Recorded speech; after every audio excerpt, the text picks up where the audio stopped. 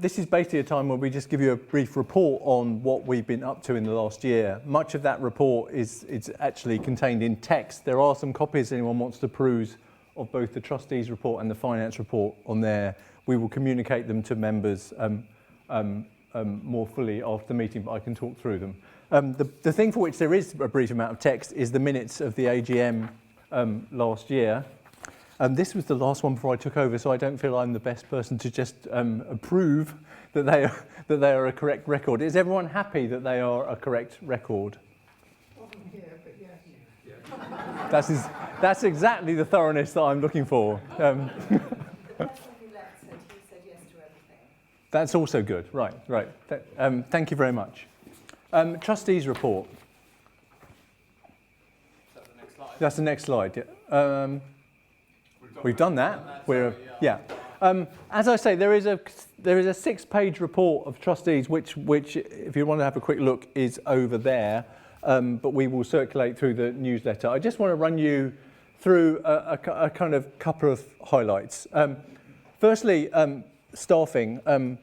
As I indicated at the beginning, this has been the first year in Cyclox's existence, to my knowledge, in which we have had the capacity to employ paid staff, both Talia and now, because we've had a generous donation which has enabled us to do this, to employ Jane. We also employed Emily Green as a kind of operations lead for half of last year. Jane, I should correct myself, thank you for Catherine, is in fact going to be starting in January on a 5-day-a-week contract. And I mean, one of her tasks, as well as being the kind of linking up the infrastructure and the operations and making sure that we run effectively behind the scenes, is to start to put in place a fundraising strategy for the organisation. So though we have benefited enormously from this generous donation, we do as an organisation now have to use the space that has created for us as a way of trying to secure and hopefully expand our future over the coming years. The infrastructure group has been extremely busy behind the scenes. Point taken. It's a very, for those of you who don't know, it's a very active group of very knowledgeable volunteers who meet every 2 weeks and reactively respond to council consultations. But as over the last 12 months, been increasingly interested in how we can move the group's work to being more proactive. That's still a conversation that's ongoing and in which we're happy to involve members. One aspect of that which has started is the group has been involved in trying to put together what we're calling a design guide for a better Oxford, which is now at the final draft stage and is going to be launched in the coming weeks. And is it has cycle streets in it, including the very same picture that we saw earlier.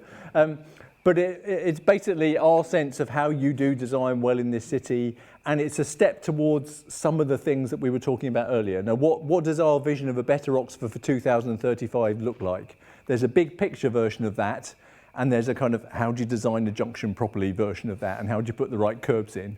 And the design guide is a bit more at that end, though implicitly it has some of the big picture stuff in it as well. I think going forward for the next 12 months, there is a job of work to do to make the work of the infrastructure group much more visible to our members, to the city more widely, and to connect up the work that the infrastructure group does with our campaign campaign work. And that's a job for all of us, but that in a sense that's written into Jane's job description. Events. We've continued to run stalls at various points over the last 12 months. We have, I think, most importantly and joyously, organised and run 2 critical mass events. One in May, which had about 150 people on it. One in September, to coincide with World Car Free Day, that had over 200 people on it. I feel doing this job you spend an awful lot of time banging your head against a brick wall and arguing with people who partially agree with you or don't agree with you, and that's important, but it can be exhausting.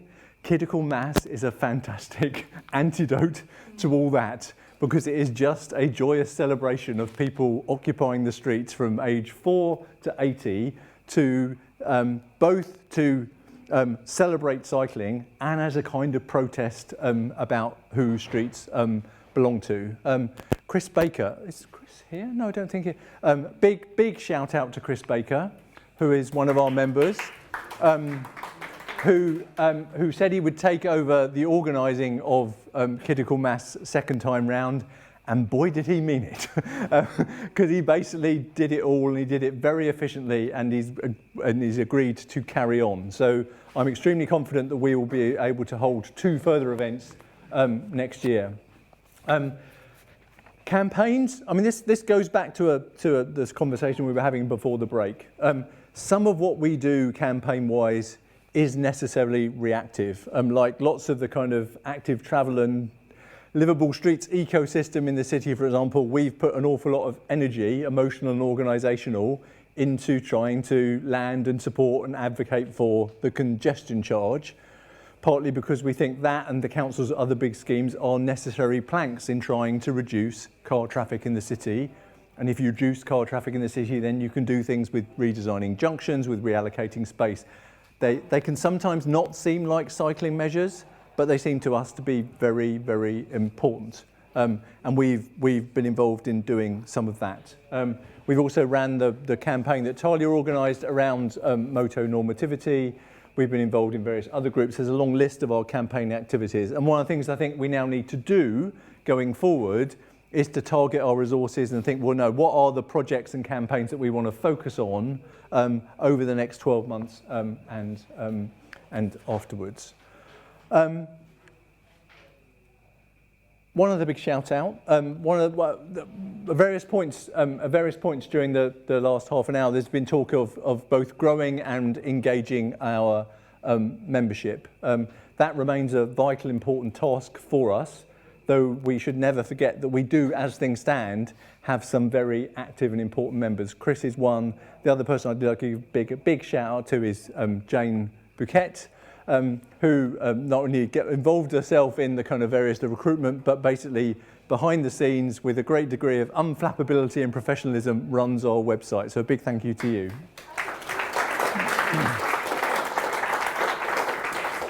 And the cycle path ahead is just basically a way of signalling what we've been spending tonight talking about. I mean, Cyclox has a strategy in place. You can find it on our website. It kind of formally runs out next year. For that reason, and partly because I'm new to the task, we've got 2 new members of staff. This seems like an opportune time to focus our efforts on the very thing that CamCycle have just described to us, on trying to think, what is it that we want this organisation to be doing? What are we campaigning for, and how can we most effectively do it? And I think over the coming weeks and months, we need to involve all parts of this organisation, its members, its trustees, its staff, its volunteers, and the wider ecosystem around these issues in the city, around trying to get ourselves, at one level, a new strategy, but also a new renewed focus for our work in the years ahead. Does anyone have any questions? This is the AGM. But before we move on, does anyone have any questions? I've got something I wanted to say just walking around the ring. And I didn't think of this until I walked around the ring, but there's sort of like no safe routes to schools, and we know that a lot of the traffic generated is people dropping their kids off at school. So Okay. just add that to the. That's a good reflection. We can add that. Add that to the list. Okay. Next item is just a brief membership report. Membership is slightly down. There's a kind of profile here. There's a slightly longer version of this in the report.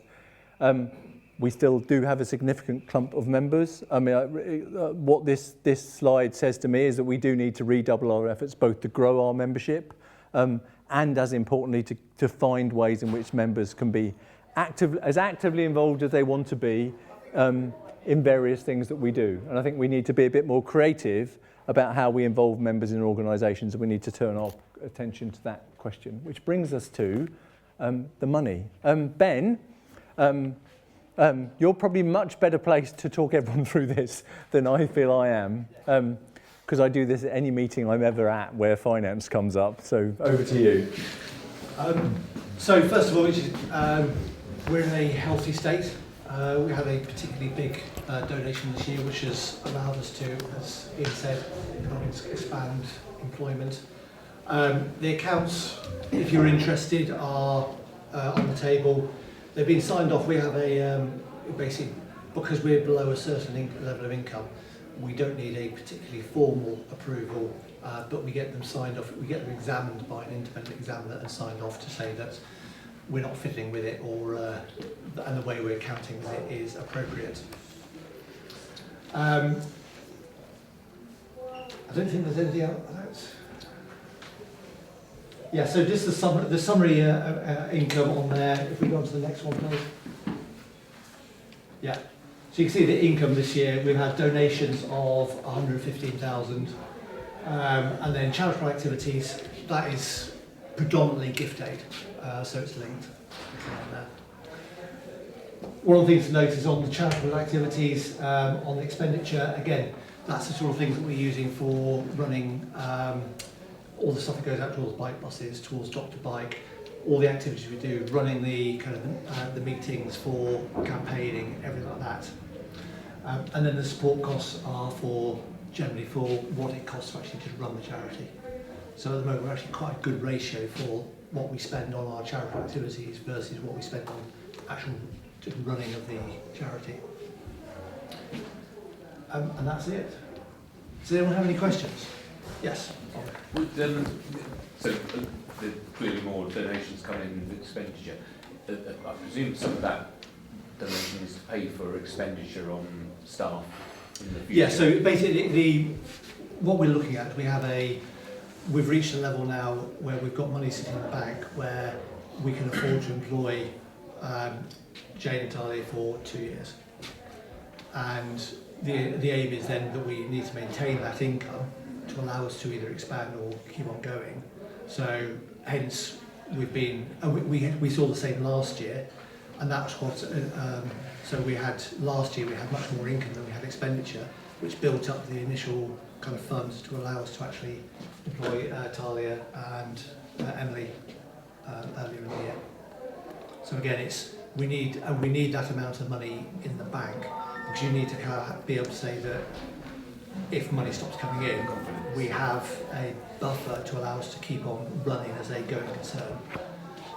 So hence, I mean, now we will see the expenditure keep on rising, but hopefully we'll see the commensurate rise in income as well with the fundraising campaign. Any other questions?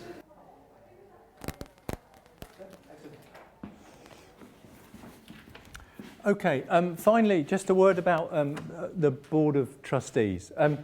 Just a general observation about the state of the organisation. I mean, there are currently, is that 12?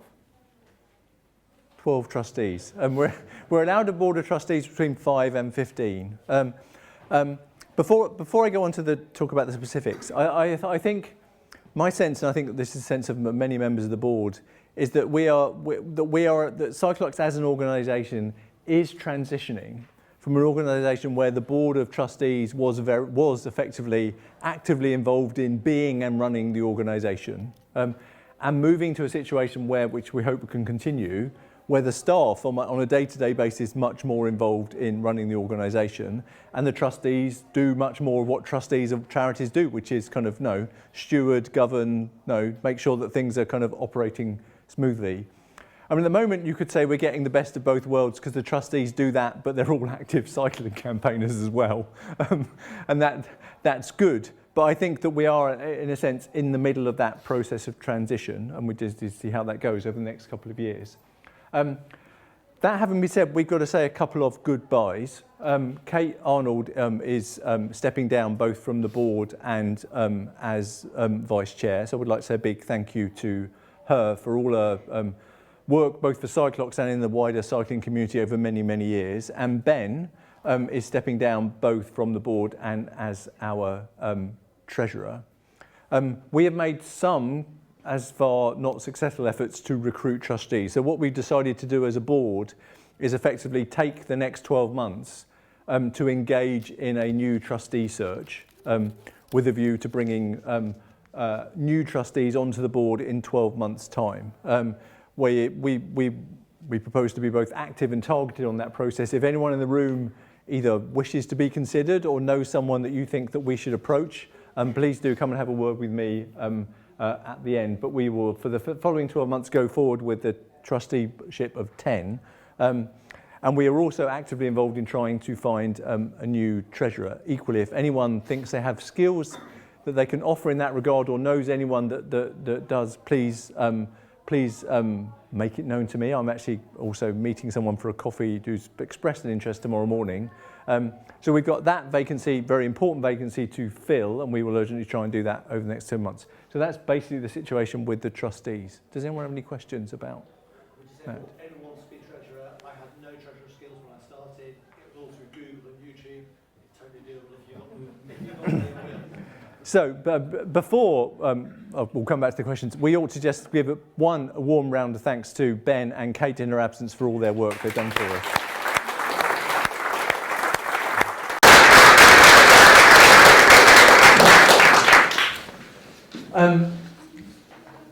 It's late, we've been here a long time. I think formally speaking, I need to ask if all the membership are happy to approve all that I've just described to you. Are you willing to do that? Yes. Thank you very much. There's still some more food to be eaten.